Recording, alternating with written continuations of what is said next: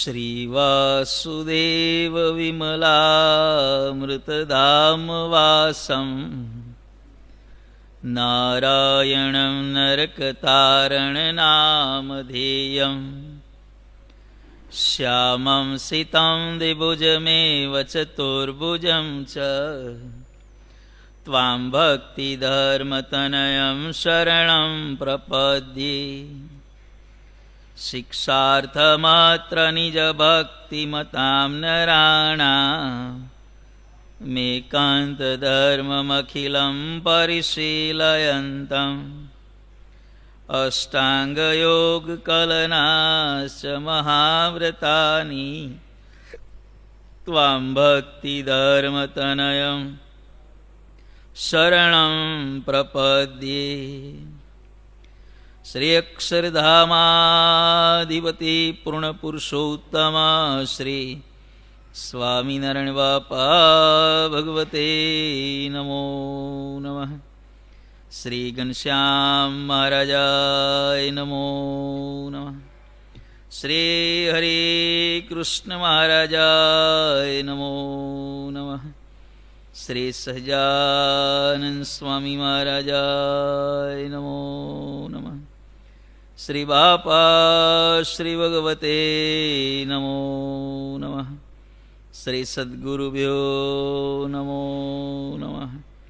श्री स्वामीनारायण गादि आद्याचार्य प्रवर धर्म धुरंधर सनातन धर्म सम्राट परम कल्याणकारी जीवन प्राण स्वामी बापा भगवते नमो नमः।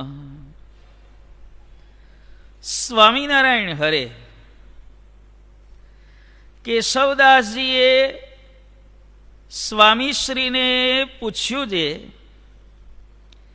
એક તો સર્વે વાસનાને ટાળીને સત્તારૂપ રહ્યો હોય તે તો અક્ષરધામમાં રહે, અને બીજો જે છે એમાં વાસના હોય તેને મહારાજ તેડવા આવે, ત્યારે એની વાસના તે ત્યાં ટળે છે કે બીજે મહારાજ ટળાવે છે? કોઈની વાસના અધૂરી રહી ગઈ હોય અને ભગવાન લેવા આવ્યા તો એના માટે વાસના ટાળવાની શું વ્યવસ્થા છે? તત્વજ્ઞાનની અંદર અમુક પ્રશ્નો બહુ જ અગત્યના હોય છે. ત્યારે સ્વામીશ્રીએ કહ્યું છે, તેને જ્યારે મહારાજ તેડવા આવે ત્યારે તેને વાસના છે, માટે તેને જ્યાં પોતાનો અવતાર કોઈક બ્રહ્માંડમાં થયો હોય તેને ત્યાં દેહ ધરાવે, પછી સંસાર તજીને જ્યાં ભગવાન હોય ત્યાં જાય, પછી તે ભગવાનના સ્વરૂપનો નિશ્ચય કરીને સાધન કરે, ત્યારે થોડાક કાળે કરીને તે વાસનાને ટાળી નાખે. કેમ જે તેને પૂર્વનું બીજબળ હોય તેથી વાસનાને ટાળતા વાર ન લાગે, અને જો ખબરદાર થઈને તે વાસનાને અહીંયા ટાળે તો અહીં પણ મોટા પુરુષના સમાગમે કરીને ટળે, પણ તે વાત થતી નથી. કેમ જે કોઈક અર્થ સિદ્ધ કરવો હોય તેમાં જેવી ચાડ થાય તેવી જ્યારે વાસના ટાળવાની ચાડ થાય ત્યારે તે વાસનાને ટાળતા કંઈ વાર ન લાગે. કેમ જે જીવ તો અતિ સમર્થ છે, તે જે વાતને કરવા ધારે તે વાતને સિદ્ધ કરે એવો છે. અહીંયા ગોપાળ બાપાને પ્રશ્ન પૂછવામાં આવ્યો કે વાસનિકને વાસના ભગવાન ક્યાં ટળાવે છે? કોઈક વાસનિક હોય ને ભગવાન લેવા માટે આવ્યા, ત્યારે એના જીવાત્માને ચોખ્ખો કરવાની શું વ્યવસ્થા છે? ત્યારે ગોપાળાનંદ સ્વામી બાપાએ કહ્યું કે એને જ્યાં ભગવાન પ્રગટ વિચરતા હોય, કારણ કે અનંત કોટી બ્રહ્માંડમાં જીવોની સૃષ્ટિ છે. એવું નથી કે ખાલી અનંત કોટી બ્રહ્માંડની અંદર મુમુક્ષુ જીવો આપણે જ છીએ, એવું નથી. હો, પહેલા 14મી 15મી સદીમાં યુરોપમાં ખ્રિસ્તી ધર્મમાં આવી માન્યતાઓ હતી. હવે એનું કારણ પણ હતું. શું માનતા હતા? કે આખા બ્રહ્માંડની અંદર માત્ર આપણે જ ભગવાનનું ભજન કરવાવાળા છીએ. આ પૃથ્વી સિવાય બીજે ક્યાંય પણ ભગવાનની ભક્તિ થતી નથી. પેલા તો અનંત કોટી બ્રહ્માંડને જ માનવા તૈયાર નહોતા. એક જ બ્રહ્માંડ છે કે, અને એમાં પણ ભક્તિ કરવાવાળા આપણે જ છીએ. પણ એવું નથી, અનંત કોટી બ્રહ્માંડો છે. મહારાજે અમદાવાદના 5મામાં કહ્યું, કુબેરસિંહ છડીદારે પ્રશ્ન પૂછ્યો, અનંત કોટી બ્રહ્માંડ છે ને ભગવાનનો અવતાર તો આજ જંબુદ્વીપના ભરતખંડને વિશે છે. ત્યારે બીજા બધા બ્રહ્માંડોમાં જે જીવાત્માઓ છે એનો ઉદ્ધાર ભગવાન કઈ રીતે કરતા હશે? ત્યારે શ્રીજી મહારાજ બોલ્યા કે ભાઈ, અનંત કોટી જીવોના ઉદ્ધારને અર્થે જેમ આ બ્રહ્માંડમાં અમે પ્રગટ થયા છીએ, એમ બ્રહ્માંડ પ્રત્યે અમે અવતાર ધારણ કરીએ છીએ. અને દરેક બ્રહ્માંડમાં અમે ઓછામાં ઓછા એક વાર પ્રગટ થઈએ છીએ, ઓછામાં ઓછા એક વાર. પછી ભગવાનની ઈચ્છા જે પ્રમાણે હોય તે પ્રમાણે. એટલે અનંત કોટી બ્રહ્માંડોમાં જે બ્રહ્માંડમાં ભગવાન વિચરતા હોય ત્યાં, અથવા તો આ જ બ્રહ્માંડમાં પ્રતિમા સ્વરૂપે તો પ્રગટ અને પ્રત્યક્ષ જ છે, ત્યાં એને જન્મ ધરાવે, પૂર્વના બીજબળને કારણે એની વાસના ટળી જાય અને એને ફરજિયાત, અહીંયા ગોપાળ બાપાએ લખ્યું એ પ્રમાણે, આવા જે હોય એને ફરજિયાત સંસાર છોડીને સાધુ થવું પડે. ભગવાનની ભક્તિ કરી અને ભગવાનના ધામમાં જાય. બીજો ઓપ્શન ગોપાળ બાપાએ આપ્યો કે ભાઈ, આવી રીતે વાસના રહી જાય ને બીજા બ્રહ્માંડમાં અવતાર લેવો, બીજો જન્મ ધરવો, એ કોઈને લાંબો રસ્તો પડતો હોય તો ટૂંકો રસ્તો હું બતાવું છું. જાણવો છે ટૂંકો રસ્તો કે આપણે લાંબો રસ્તો જ બરોબર છે? જાણવો છે ટૂંકો રસ્તો? ટૂંકો રસ્તો એ છે કે આ દેહ કરીને જ બધું ટાળી નાખો. મૃત્યુ હમણાં જ થવાનું છે એમ માનીને સર્વ વાસનાને ટાળી અને સીધા પાદરા થઈ જાઓ. બોલો હવે કયો રસ્તો લેવો છે? ટૂંકો લેવો છે કે જો ટૂંકો લઈએ તો બીજું બધું છોડવું પડે, આપણાથી છૂટે એવું છે નહીં. ભલે આપણે ઉપરથી જવાબ આપીએ કે ટૂંકો રસ્તો હારો, પણ હારા રસ્તે આપણે ચાલવું છે? ચાલવું તો કોઈને નથી. થોડું કરી લઉં, હજી કરી લઉં, હજી કરી લઉં, હજી કરી લઉં. ભગવાન ક્યારે ભજવાના? બાળપણ રમતગમતમાં ખોયું, જવાની સ્ત્રી અને ધનમાં ખોઈ, અને ગળપણ બધું બળાપામાં ખોયું. ભગવાન ક્યારે ભજવાના?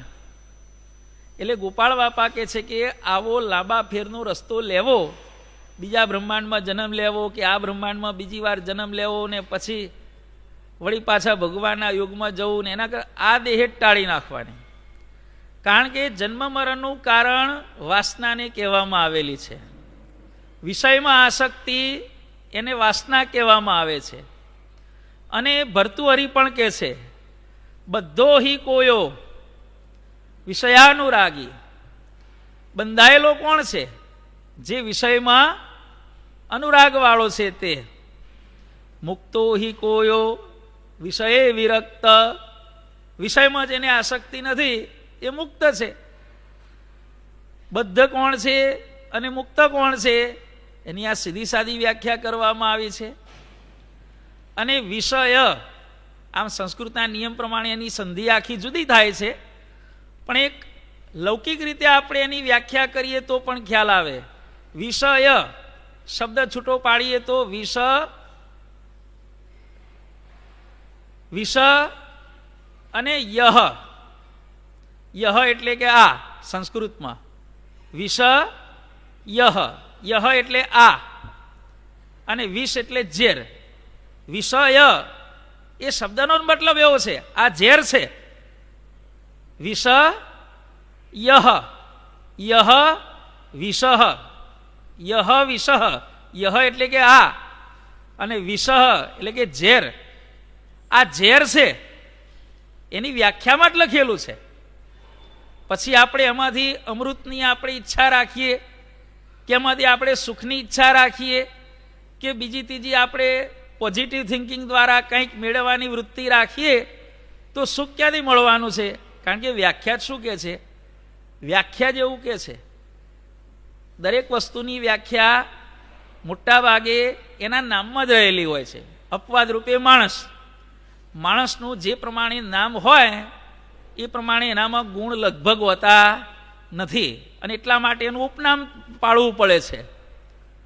માણસોને ઓરિજિનલ નામથી નથી બોલાવતા. કેમ કે જે નામ પાળ્યું છે એવા લક્ષણો એનામાં નથી.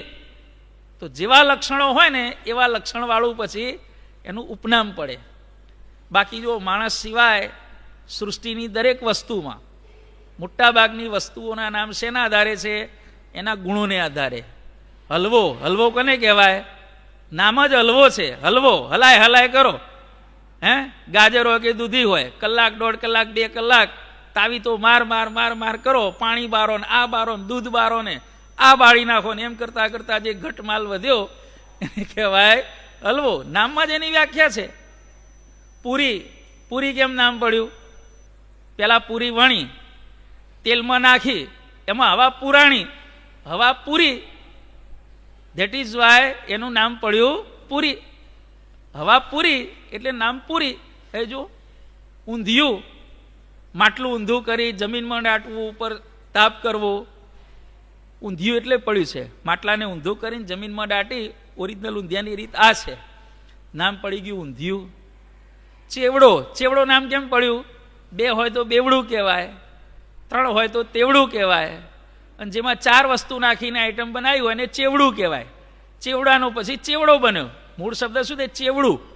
4 વસ્તુ હોય, મમરા હોય, સેવ હોય, તારેલી સિંગ હોય, ચણાની દાળ હોય, પછી ભલે 5, 6, 7, 8 વસ્તુ નાખીએ તો વાંધો નહીં, પણ ચેવડાની વ્યાખ્યા શું છે? એનામાં ઓછામાં ઓછી 4 વસ્તુ હોય એને ચેવડો કહેવાય. 4 વસ્તુથી ઓછી વસ્તુ નાખી હોય એને ચેવડો કહેવાય જ નહીં. એને ચવાણું કહેવાય. ચાવવાનું જોઈએ બધું. શું ચાવ ચાવ કરો બધું એ ચવાણું કહેવાય. ચાય રાખો અડધો કલાક, પોણો કલાક સુધી, આટલું ભરીને આલ્યું હોય ડીશ ભરીને, ચાય રાખો, ચાવ ચાવ કરો અને પાણી પીઓ, પેટ ભરાઈ જાય. ચવાણું. તમે જુઓ, લોકની અંદર બધી વસ્તુઓના નામ એના ગુણને આધારે હોય છે. સિવાય કે માણસ, બરોબર, નામ પ્રવીણ હોય અને સાતે વિષયના માર્ક ટોટલે 35 ના થતા હોય, નામ શું હોય? ભાઈ પ્રવીણભાઈ. ક્યાં બાત હૈ. એટલે નામ છે જો વિષ યહ, યહ વિષ, આ ઝેર છે. અને એ ઝેર ચડવાની શક્યતા ગોપાળ બાપા અહીંયા સમજાવે છે એ પ્રમાણે જુવાની અવસ્થામાં વધારે રહેતી હોય છે. આમ તો બાપાશ્રીએ પોતાની વાતોમાં કહ્યું કે ભાઈ મુઠ્ઠી ધાન ખાય અને દેહ રાગ થઈ જાય તો પણ આસક્તિ ટળેવી નથી. પણ તથાપિ વિષયમાં આસક્તિ 18 થી 28 વર્ષ સુધી આસક્તિનું જોખમ બહુ વધારે રહેતું. આસક્તિ આખી જિંદગી નડે છે પણ વધારે પડતું જોખમ શેમાં હોય છે? 20, 21, 22, 23, 24, 25, 26, 27, 28.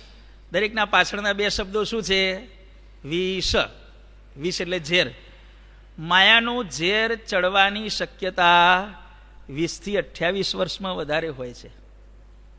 20 થી 28. જે માણસ 20 થી 28માં ક્લિયર રહે ને એને લગભગ પછી લાઈફ ટાઈમ બીજું કોઈ જોખમ, હા ધ્યાન રાખવાનું, ધ્યાન આખી જિંદગી રાખવાનું, પણ 20 થી 28માં જે ક્લિયર રહ્યો એને પછી બાકીની જિંદગીમાં ખાસ કંઈ જોખમ થવાની શક્યતાઓ રહેતી નથી. અપાદરૂપે બધા કિસ્સાઓ બને છે પણ સૌથી વધારે ધ્યાન રાખવાની ઉંમર કઈ છે?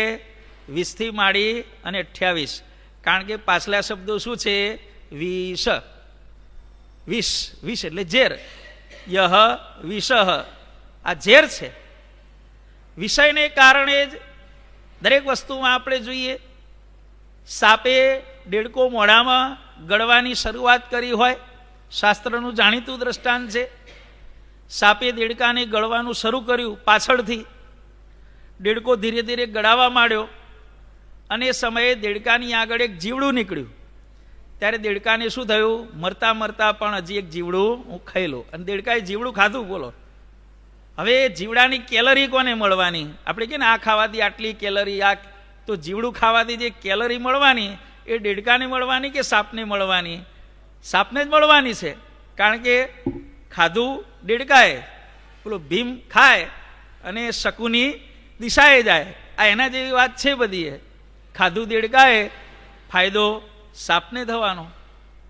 એટલે સાપના મુખમાં રહેલો દેડકો પણ ગળાઈ રહેલો દેડકો, ગળાતા ગળાતા પણ હજી એક જીવડું ખાઈ લઉં, હજી એક જીવડું ખાઈ લઉં. પોતાને ખબર છે પાછી કે હું ધીરે ધીરે અંદર ઘૂસી રહ્યો છું, કોઈ મને બાળ કાઢનાર કોઈ નથી. તેમ છતાં પણ એની તૃષ્ણા કેટલી બધી છે, હજી કરી લઉં, હજી કરી લઉં. અક્ષરાંશની વાતોમાં જાણીતી વાત આવે છે કે પેલા ડોસા છેલ્લી ઘડીએ બોલતા બંધ થઈ ગયા, ડૉક્ટર જોડે લાખ હવા લાખનું ઇન્જેક્શન મરાયું કે દાદાને કંઈક કહેવું હશે બેંક બેલેન્સ વિશે. ત્યારે પેલો ડોસો શું બોલ્યો કે પેલું વાછરડું છે સાવરણો ચાવી જાય છે, કે વાળશો શું, કે ગૌશાળા શેનાથી સાફ કરશો? કે બોલો, સાવરણો કેટલા રૂપિયામાં પડ્યો? 1.25 લાખ રૂપિયામાં સાવરણો પડ્યો. વિષયની આસક્તિ છે આ બધી. હેરાન માણસને કોણ કરે છે? શબ્દ, સ્પર્શ, રૂપ, રસ અને ગંધ, જગત સંબંધી વિષયમાં જેટલી આસક્તિ હોય એ પછી વાસનામાં કન્વર્ટ થાય અને એ વાસનાને ટાળતા ટાળતા દમ નીકળી જાય. વસ્તુ જૂની થતાં વાર લાગતી નથી. કપડા ઉપર ડાઘો પડ્યો હોય, ફટ દઈને પડી જાય, ના પડી જાય? ખાતા ખાતા દાળ ઢોળાઈ ગઈ, કે શાક ખાતા ખાતા તેલનું ટીપું કપડા ઉપર પડી ગયું, પડતા પડી ગયું. પછી એને ધોવાનું, પછી એને વોશિંગ મશીનમાં ઘુમાવાનું અડધો પોણો કલાક સુધી, પછી એને હુકવવાનું, હુકાતા વાર થાય. પાછી ડાઘો પડતા કેટલી વાર લાગે છે અને ડાઘો કાઢતા કેટલી વાર લાગે છે, દરેક વસ્તુમાં તમે જુઓ. એટલે વિષયમાં આસક્તિને કારણે જ આ બધી મુશ્કેલીઓ ઊભી થાય છે. અને એટલા માટે ગોપાળ બાપાએ કહ્યું કે બીજા લાંબા ફેરના રસ્તા લેવા કરતાં વિષયની આસક્તિ આ જન્મે જ ટાળી નાખવી. બાપાશ્રીએ પણ પોતાની વાતોમાં કહ્યું કે ભાઈ બાળપણથી જ વૃદ્ધ અવસ્થા લાવી દેવી. કેમ? જવાની આવવા જ ના દેવી. કેમ જવાની આવવા ના દેવી?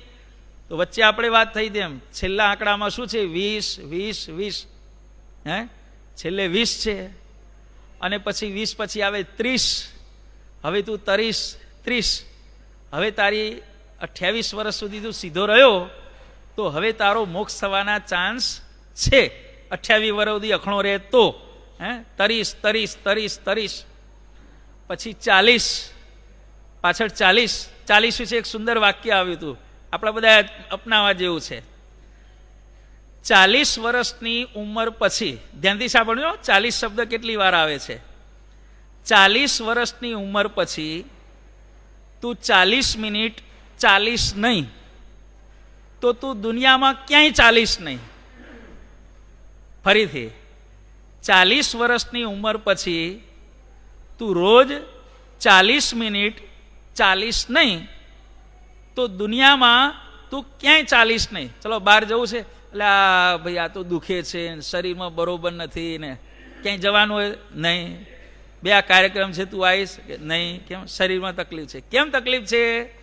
40 વર્ષની ઉંમર પછી 40 મિનિટ તું 40 નહીં તો દુનિયામાં તું ક્યાંય પણ 40 નહીં. આ 40 વર્ષની ઉંમરને જુવાનીનું ગળપણ, જુવાનીનું ગળપણ અને ગળપણની જુવાની કહેવામાં આવે છે. 40 વર્ષે જવાની અવસ્થા છે એની વૃદ્ધાવસ્થા, અને વૃદ્ધાવસ્થાની જુવાની અવસ્થા કહેવામાં આવે છે. એટલે શરીરના જે કંઈ ઉંમરના ફેરફારો અને એની સાથે જે આંકડાઓ જોડવામાં આવ્યા છે એ પણ ઋષિમુનિઓએ કેવા સારી રીતે એમાં જોડેલા છે, 40 40 40. પછી છેલ્લે આવે 1 1 1. હે, 1 થાય એટલે જગતમાંથી વૃત્તિ તોડી અને ધીરે ધીરે વનમાં જવાનું, સંસારમાંથી છોડી. ભલે ઘેર રહ્યા હોય પણ શું ચાલે છે અને કોણ શું કરે છે એ બધી માથાકૂટમાં પછી પડવાનું નહીં, વનમાં જવાનું. પછી 60 એટલે હઠ, બધી હઠો છોડવાની. હે, બધી ઉંમરના એ પ્રમાણે મોક્ષ માર્ગના બધા પગથિયાઓ કહેવામાં આવેલા છે. એટલે ગોપાળ બાપા કહે છે કે વિષયની આસક્તિને કારણે જીવાત્માને જન્મ મરણ થાય છે. અને એટલું યાદ રાખવાનું, ચોખ્ખા થયા વિના ધામમાં પ્રવેશ નથી. જાણીતું દ્રષ્ટાંત આપીએ, તમારું જ ઘર હોય, તમારું જ ઘર હોય, ઘરના દસ્તાવેજમાં તમારું જ નામ લખેલું હોય કે આ મકાન કોનું, તો આ ભાઈનું મકાન, એકલાનું જો, બીજું જોઈન્ટમાં કોઈનું નામ ન હોય. તમારું જ મકાન હોય, તમારા જ નામનો દસ્તાવેજ હોય, તમારા જ મકાનમાં તમારે જવું હોય અને આવા ચોમાસાના દિવસો હોય અને પગ કાદવવાળા હોય અને તમારી ધર્મપત્ની ઘરમાં કચરા પોતું કરતી હોય, તો તમારી ધર્મપત્ની કાદવવાળા પગે તમારા જ ઘરમાં ખુદ તમને પહેવા દેતી નથી. પહેવા દે છે? અને કદાચ જોર કરવા જાઓ તો હામી આવે, બહાર નીકળો, બધું કરવા માંડે, બરોબર? પગ ધોઈને આવો કે, અને પગ ધોડાવે પછી ચેક કરે કશું રહી નથી ગયું ને, આખો પગ ચેક કરે અને પછી હવે અંદર આવલો. આપણા જ ઘરમાં કાદવવાળા પગે પ્રવેશવાની આપણને છૂટી નથી. તો અક્ષરધામ કે આપણા બાપનું છે ભાઈ, હે, એનો દસ્તાવેજ આપણા નામનો છે ભાઈ. અક્ષરધામનો દસ્તાવેજ આપણા નામે નથી, અક્ષરધામના અધિપતિ સ્વામિનારાયણ ભગવાન છે.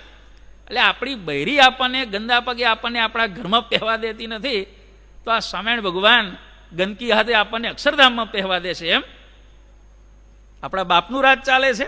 આ કઈ શાક માર્કેટ છે? અક્ષરધામ છે. ફાવે ઘૂસી ગયા, ફાવે હાલ્યા, પેલા કે બોડી બામણીનું ખેતર જે આવે ભાવે એમ ભોગવે, એવું થોડું છે. ચોખ્ખા થયા વિના ધામમાં પ્રવેશ નથી. આપણી જ પત્ની આપણને ગંદા પગે ઘરમાં પ્રવેશવા દેતી નથી, પ્રવેશવા દેતી નથી. ઘરમાં બેઠા પછી પણ ફાવે એમ બધું બગાડવા દે છે. હે, પલંગ ઉપર બેહો, નહીં બેહવાનું પલંગ ઉપર, એટલે આપણો પલંગ છે, નહીં બેહવાનું. કેમ? ચાદર આગી પાછી થઈ જાય, હે, ચાદરમાં બધી હળીઓ પડી જાય, નહીં બેસવાનું. બેહવું હોય તો આ રીતે બેહવાનું, પલંગ ઉપરથી ઉતરો ત્યારે ચાદર હરખી કરવાની, નહીં તો નહીં બેહવા દઉં. બોલો, તમારો જ પલંગ હોય, તમારા જ પગારમાંથી પલંગ આવ્યો હોય તો એ ના બેહવા દે. કેમ? ફાવે એમ બધું ઢોળવા દે છે, ફાવે એમ ઘરમાં બગાડવા દે છે.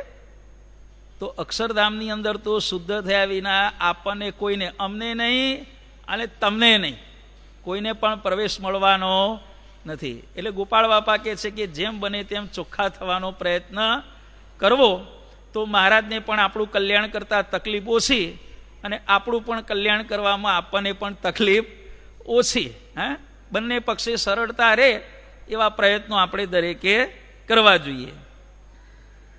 નિષ્કુળાનંદ સ્વામી રામાનંદ સ્વામીના દર્શન કરવા માટે ભુજ ગયા અને ત્યાં રામાનંદ સ્વામી એમને ખૂબ સારી રીતે ઠપકો આપ્યો કે ભાઈ તું મારી જોડે કેમ આવ્યો, તને સંદેશો મળ્યો છે કે નહીં? જા, લો જ જા, કે નીલકંઠવણીના દર્શન કરવા જા. અને ત્યારે નિષ્કુળાનંદ સ્વામીને થયું કે ખુદ ગુરુ રામાનંદ સ્વામી એમ કહેતા હોય કે એની આગળ હું પણ કાંઈ નહીં, ભગવાનના ગુરુ પણ ભગવાનની આગળ કાંઈ નહીં. નહીં તો સામાન્ય રીતે જુઓ, ચેલા કરતા ગુરુમાં દૈવત મોટાભાગે હંમેશા વધારે હોય. પણ આ થઈ રીત જગત છે ન્યારી, જગત કરતા રીત આખી ઉલટી થઈ ગઈ. કઈ રીત ઉલટી થઈ? તો ગુરુએ ખુદ કીધું એમની આગળ હું કાંઈ નહીં. કેવા વિશેષણો વાપર્યા! હું તો ડુગડુગી વગાડનારો છું, ડમરું વગાડનારો. અને આ તો જે નાટક ભજવવાનું છે એના મુખ્ય કલાકાર છે. આસિસ્ટન્ટ કલાકારોને પડદા ઉચકનાર એ તો જુદા, હું તો ખાલી પબ્લિક ભેગી કરવા વાળો છું. કે વિચાર કરો, રામાનંદ સ્વામીએ ભગવાનનો મહિમા પ્રથમ વખત જ આખી સભામાં કેવો કહ્યો.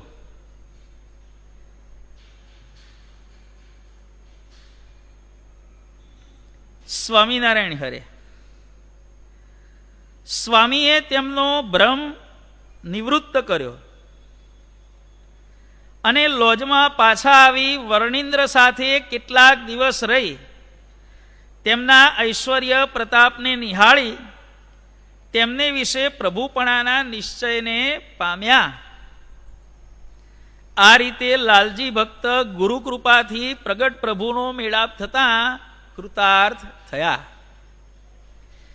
જ્યારે સદગુરુ શ્રી રામાનંદ સ્વામીએ પોતાની ધર્મધુરા શ્રી સહજાનંદ સ્વામીને સોંપી ત્યારે એ પટ્ટાભિષેકના મહોત્સવમાં લાલજી ભક્ત જેતપુર આવ્યા હતા.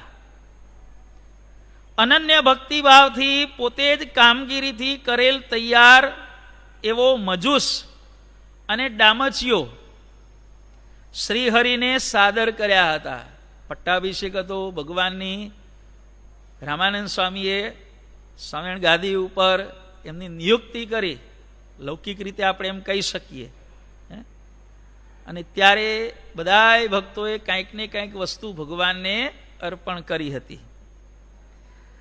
જ્યારે સદગુરુ શ્રી રામાનંદ સ્વામી અંતર્ધ્યાન થયા ત્યારે પણ લાલજી ભક્ત ત્યાં આવ્યા હતા અને ઉચિત સેવામાં જોડાયા હતા. એક સમયે શ્રીહરિ ભક્તોને સુખ આપવા માટે વિચરણ કરતા કરતા સોરઠમાં થઈ શેખપાટ ગામે લાલજી ભક્તના ઘરે પધાર્યા. લાલજી ભક્તે ઉમંગથી આતિથ્ય સત્કાર કરી શ્રીહરિને ઘેર પધરાવ્યા. સેવી પૂજી થાળ જમાડી પોતાનો જન્મ સફળ કર્યો. ત્યારબાદ તેમની પ્રાર્થના સ્વીકારી સ્વામિનારાયણ ભગવાને વસંત પંચમીનો વસંત ઉત્સવ પણ ત્યાં જ કર્યો. ત્યાર પછી શેખપાટમાં રહી ભક્તોને સુખ આપવા માટે કચ્છ દેશમાં વિચરણની ઈચ્છાથી શ્રીહરિએ રસ્તાના જાણકાર એવા એક સારા ભૂમિયાની તપાસ કરવા માટે લાલજી ભક્તને કહ્યું. 1860માં મહારાજે કચ્છમાં જવાની, કારણ કે છેક હાલાર દેશમાં પહોંચી ગયા એટલે જામનગર જિલ્લો કચ્છ નજીક થાય એટલે મહારાજે લાલજી સુથાર નિષ્કુળાનંદ સ્વામીને કીધું કે કોઈ એવો સારો ભૂમિયો હોય, કચ્છનો રસ્તો જાણતો હોય તો તમે મને આપો, મારે કચ્છમાં જવું છે. સેવાનો સુયોગ્ય અવસર જાણી લાલજી ભક્ત પોતે જ શ્રીહરિની સાથે જવા તૈયાર થયા. મહારાજ, કચ્છનો રસ્તો હું જાણું છું. કેમ આમ કહ્યું? કારણ કે એમનું સાસરું ક્યાં થતું હતું? કચ્છની અંદર રહેલું આધોઈ ગામ. આપણે આ લક્ઝરીમાં કચ્છમાં જઈએ ને એ રસ્તામાં આધોઈનું આવે છે. એટલે કચ્છનો રસ્તો નિષ્કુળાનંદ સ્વામી વર્ષોથી સાસરે આવતા જતા, વર્ષે 12 મહિને એકાદ બે વખત આવતા જતા હશે એટલે રસ્તો એમને ખબર હતી. નિષ્કુળાનંદ સ્વામી અને મહારાજ બંને એકલા ચાલ્યા. આપણા સંપ્રદાયની અંદર બહુ જ એવા થોડા સંતો છે કે જેમને પૂર્વાશ્રમની અંદર, ક્યાં? પૂર્વાશ્રમમાં સંત થયા પહેલા મહારાજની જોડે એકલા વિચરવાનો અવસર મળેલો. કયા સંતો? એમાં સૌથી પહેલા નિષ્કુળાનંદ સ્વામી. નિષ્કુળાનંદ સ્વામી અને મહારાજ કચ્છમાં જતા, મહારાજની નિષ્કુળાનંદ સ્વામી 2 જ જણ હતા, ત્રીજો કોઈ મેમ્બર હાજર નહીં. નિષ્કુળાનંદ સ્વામીને લાભ મળ્યો મહારાજ સાથે એકલા વિચરણ કરવાનો. એક નિષ્કુળાનંદ સ્વામીનું નામ આવે છે, બીજું બ્રહ્માનંદ સ્વામીનું નામ આવે છે. બ્રહ્માનંદ સ્વામી એમને સંત થયા પહેલા જ્યારે એમને ભુજની પાઠશાળામાં ભણવા જવાનું થયું ત્યારે મહારાજ અન્ય રૂપ ધારણ કરી અને બ્રહ્માનંદ સ્વામીને ભૂમિયાના વેશે, વિપ્ર વેશે છેક ભુજ મૂકવા ગયા હતા. છેક રાજસ્થાન એમના ખાણ ગામથી આપણે આ બનાસકાંઠા, પછી આ મહેસાણા, પછી અમદાવાદ જિલ્લાનો કેટલો ભાગ, પછી સુરેન્દ્રનગર જિલ્લો, અને ત્યાંથી આમ કચ્છમાં પ્રવેશી અને મહારાજ છેક સુધી અમને લઈ ગયેલા. એટલે મહારાજ સાથે એકલા વિચરવાનો સંત થયા પહેલા એક નિષ્કુળાનંદ સ્વામીને લાભ મળ્યો, બીજો લાભ મળ્યો બ્રહ્માનંદ સ્વામીને. અને ત્રીજા લાભ વિશે મતમતાંતર છે. આપણા ગોપાળ બાપાનું પણ નામ આવે છે. ગોપાળ બાપા ટોડલાથી જેતલપુર પધાર્યા ત્યારે સંપ્રદાયમાં બે જાતની માન્યતાઓ છે. ભાઈ રામાનંદ સ્વામી લેવા માટે ગયા હતા આપણી માન્યતા પ્રમાણે, તો રામાનંદ સ્વામી ગયા હતા. અને અન્ય મત પ્રમાણે ખુદ મહારાજ પોતે ગોપાળ બાપાને લેવા ગયા હતા. જો એમ આપણે ગણીએ તો ગોપાળ બાપાને પણ મહારાજ સાથે એકલા વિચરણનો લાભ મળેલો, સાથે વિપ્ર સાથે આવ્યા હતા. પણ આપણા મતે રામાનંદ સ્વામી, કારણ કે જ્યારે રામાનંદ સ્વામી આવ્યા ટોડલામાં, એક છોકરાને સમાધિ કરાવી, પછી એ વિપ્ર વેશધારી રામાનંદ સ્વામી એ છોકરાને ઉઠાડી શક્યા નહીં. જો ખુદ મહારાજ હોત તો છોકરાને સમાધિમાંથી ઉઠાડી શકત, પણ સમાધિ કરાવી રામાનંદ સ્વામી જતા. ટૂંકમાં બે સંતોના નામ સ્ટાન્ડર્ડ ગણાય છે, બ્રહ્માનંદ સ્વામી અને નિષ્કુળાનંદ સ્વામી. બંનેને સંત થયા પહેલા મહારાજ સિવાય કોઈ જોડે ન હોય, આવી રીતે પ્રવાસ કરવાનો લાભ આ બે સંતોને મળેલો, નિષ્કુળાનંદ સ્વામી અને બ્રહ્માનંદ સ્વામી. કચ્છની વિકટવાટનો પોતાને ખ્યાલ હોવાથી જરૂરી ભાતું તૈયાર કરાવ્યું. ખાના પીના તો ચાહીએ ને ભાઈ, રસ્તામાં ખાવું શું રણમાં. અને એક બતકમાં પાણી પણ ભરી લીધું. વળી વિષમ વેળાએ શ્રીહરિની સેવામાં કામ લાગશે, ખાવા પીવાનું ખૂટી જાય ત્યારે ચલણ પૈસા પણ હાથમાં હોવા જોઈએ, એમ માનીને બાર કોરી ચોરના ભયથી પગરખામાં ગુપ્ત રીતે સાચવીને મૂકી દીધી. પોતાના જોડાની અંદર ખાવાનું લીધું, પાણી લીધું અને 12 રૂપિયા લીધા. આપણે કોરી એટલે રૂપિયા આપણે ગણી લો, જે હોય પછી. એમ તૈયાર થઈને શ્રીહરિની સાથે હર્ષભેર ચાલ્યા. આ સમયે શ્રીહરિ સાથે લાલજી ભક્ત સિવાય બીજું કોઈ હતું નહીં. માર્ગમાં આગળ ચાલતા કોઈક સુધાતુર ભિખારીએ આવી અન્નની યાચના કરી. દયાળુ શ્રીહરિએ તેમને બધું જ ભાતું અપાવી દીધું. લાલજી સુધાર, હા કે તમારે જો શું છે, મારે આટલું છે, બધું આપી દો એને, કે બધું જ આપી દીધું. નહીં તો આપણે શું કરીએ, થોડું થોડું આપીએ ને, નહીં, બધું આપી દો. આગળ જતા એક લૂંટારાની ટોળી મળી. શ્રીહરિને તો એક મહાન વિભૂતિ જાણી અને કાંઈ પૂછતાછ કે તપાસ ન કરી. આમની જોડે શું હશે, કે સાવ સીધા સાધા 20-21 વર્ષની ભગવાનની ઉંમર હતી. પરંતુ પછી મહારાજે કહ્યું, તપાસ કરી, કશું મળ્યું નહીં. ત્યારે મહારાજ કે છે કે તમે સાચા ચોર નથી. હે, તમે સાચા ચોર નથી. પૈસા છે જો આના જોડામાં, કે જોડા ચેક કર્યા, આમાંથી 12 રૂપિયા નીકળ્યા. મહારાજે 12 રૂપિયા પણ લૂંટાવી દીધા. શ્રીહરિએ તેમને ઉદ્દેશીને કહ્યું કે એની પાસે નાણું તો છે, પણ તમને જડ્યું નહીં. તમને લૂંટતા આવડતું નથી. તમે ચોરી કરવામાં નવા લાગો છો, હજી નવા નવા. અનુભવી ચોર હોય એની વાત આખી જુદી હોય. અનુભવી આનંદમાં બ્રહ્મરસના ભોગી, એની વાત આખી જુદી હોય. આ સાંભળીને લાલજી ભક્ત તો હેપતાઈ ગયા.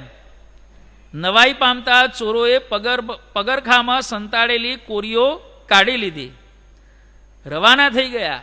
મહારાજ આ બધું શું કરવા માંગતા હતા ખ્યાલ આવી ગયો ને.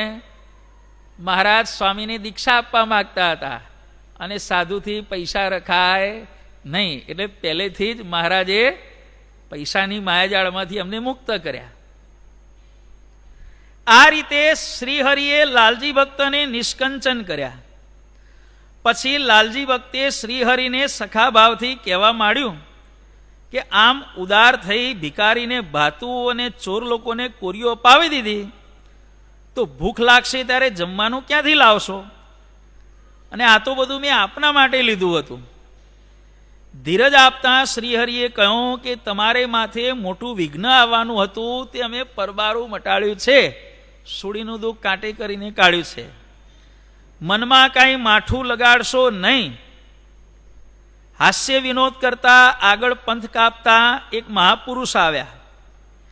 તેમને જળની યાચના કરી, ખાવાનું આપી દીધું, પૈસા જતા રહ્યા, પાણી બાકી રહ્યું.